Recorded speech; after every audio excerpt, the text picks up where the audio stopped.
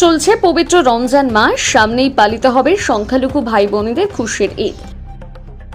এই ঈদ উৎসব সবাই যাতে সুস্থভাবে আনন্দের সাথে পালন করতে পারে তার জন্য নোয়াপাড়া থানার পুলিশ প্রশাসনের উদ্যোগে থানায় অনুষ্ঠিত হলো সমন্বয় বৈঠক। সেই সঙ্গে এদিন নোয়াপাড়া থানার উদ্যোগে অনুষ্ঠিত হলো দাওয়াতে ইফতার।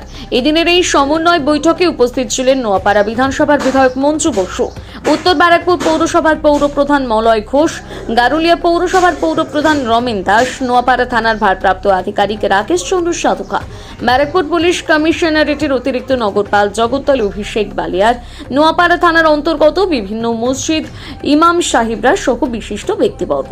এদিন বিধায়িকা মঞ্জু বসু সকলকে আসন্ন ঈদের শুভেচ্ছা জানিয়েছেন।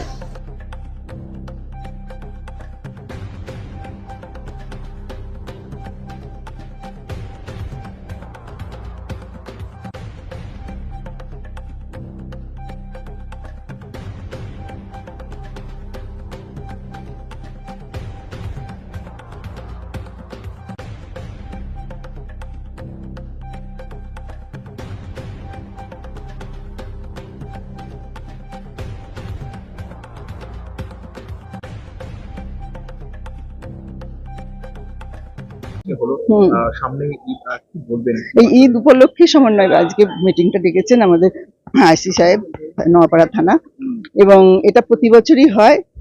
খুশির ঈদ, এই উৎসব যাতে আনন্দময় হয়, কোনো রকম যেন বিশৃঙ্খলা না হয়, অশান্তি না আসে, তার জন্যই সবাই মিলে সেই বার্তা পৌঁছে দেওয়ার জন্যই আজকের এই মিটিং, এবং সেই সঙ্গে সঙ্গে ওনাদের ঈদের শুভেচ্ছা জানিয়ে গেলাম। আপনি বিশেষত কি বার্তা দেবেন?